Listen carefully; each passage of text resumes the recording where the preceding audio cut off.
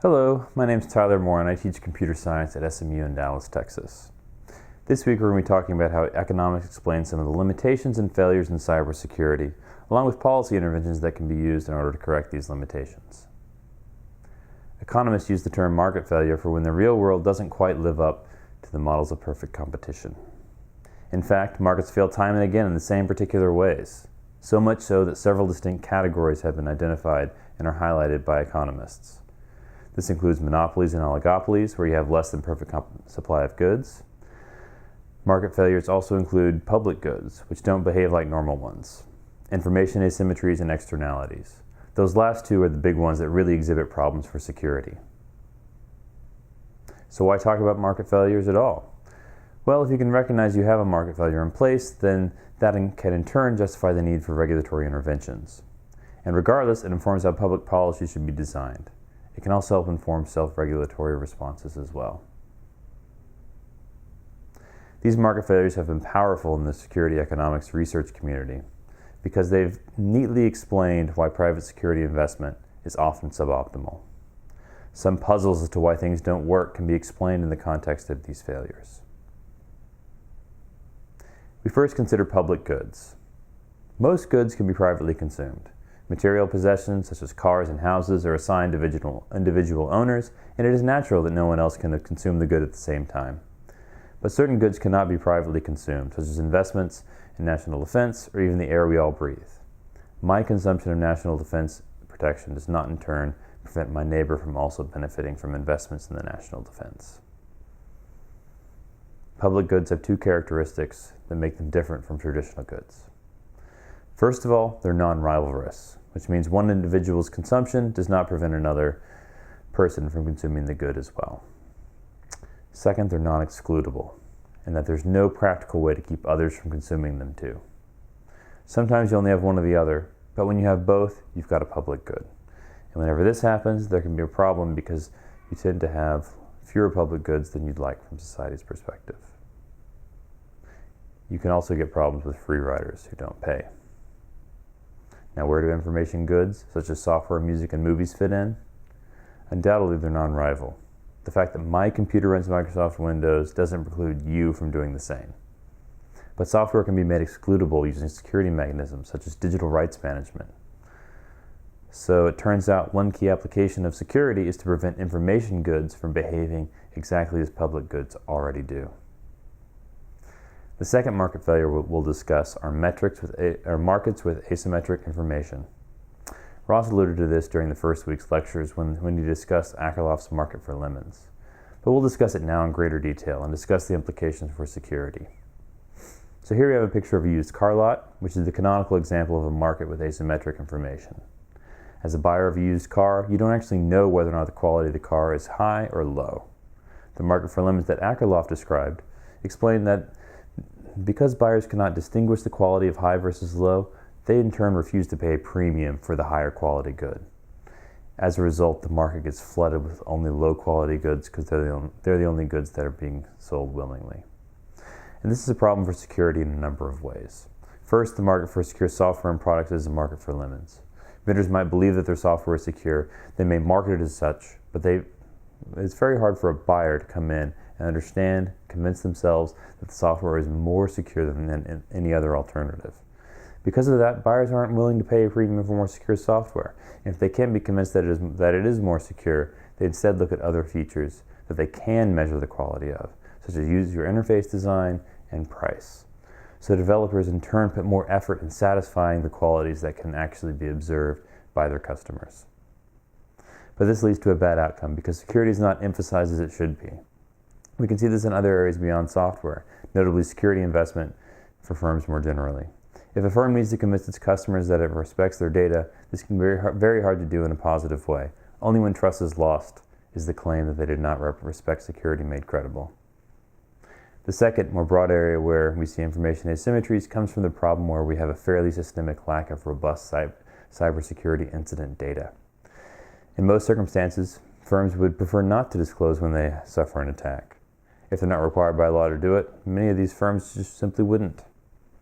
But a sensible strategy for an individual firm has in turn made it very difficult for all firms to get a grip on the true nature and extent of cyber risks. Firms can't easily establish an a priori estimate of the probability of an incident or what that might cost. If nobody's talking about when an attack happens or what it costs them, then it's very difficult for other firms who had not yet been targeted to know what their real risk is. Thus, we have an information asymmetry that exists between firms. And furthermore, because no one talks about when things go wrong, they definitely don't want to talk about what it cost when it did go wrong.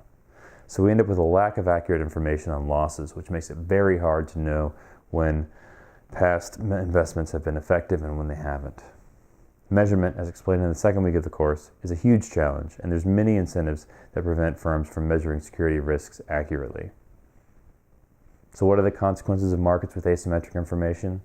There are two classical outcomes: adverse selection and moral hazard. Adverse selection occurs in health insurance markets when sick people are more attracted to buying policies than healthy people, because they stand to gain more.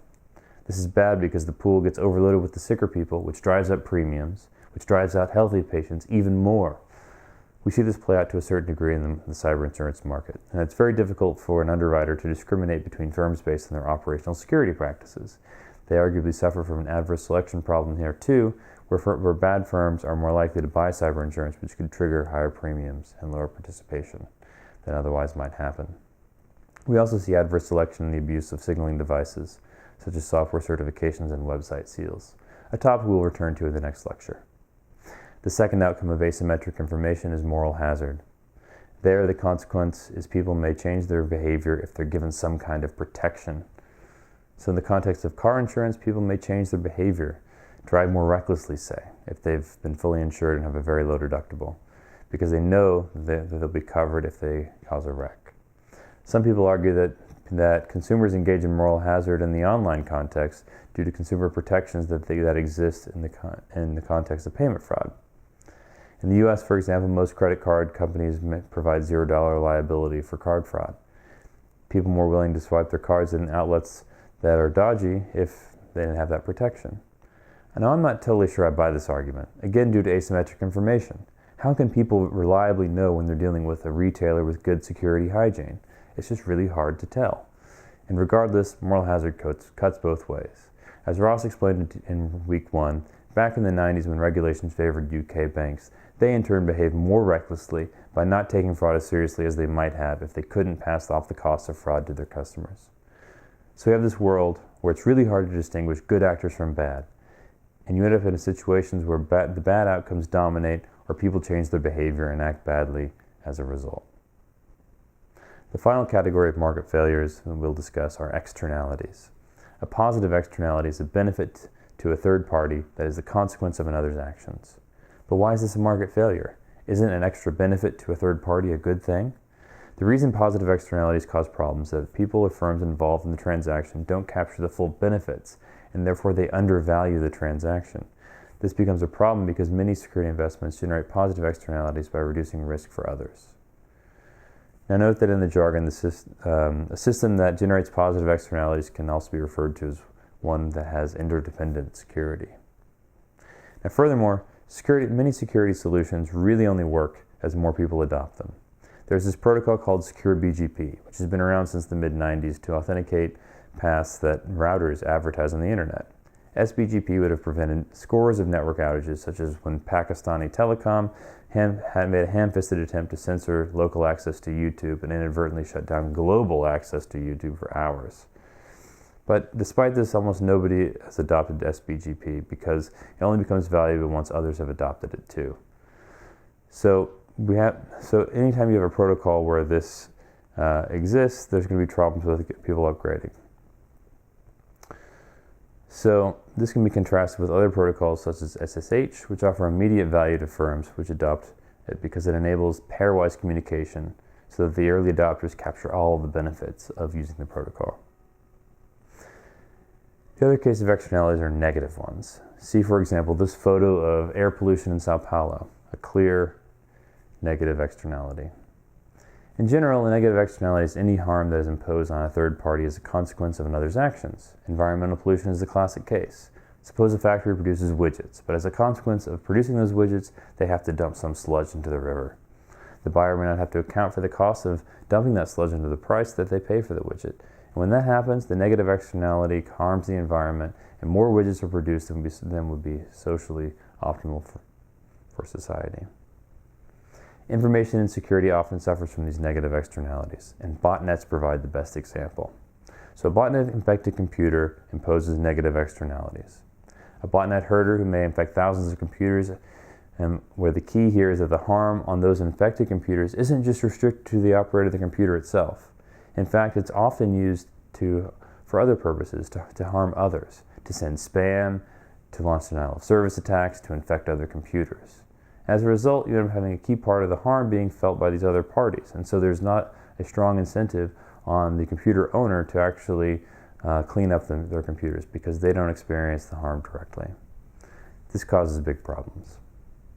So whenever you have a positive externality, you tend to have less of the good than you like. Whenever you have a negative externality, you end up with more of the bad than you'd like from a social perspective. We end up with less security investment from the good guys and more harm emanating from the bad guys than would be socially optimal due to the presence of externalities. To summarize, markets sometimes fail to ensure the best outcome for society. Many failures of security can be traced back to these market failures, particularly information asymmetries and externalities. Next time we'll discuss what can be done about this and what the policy options are for correcting these failures. Thanks for your attention, and goodbye.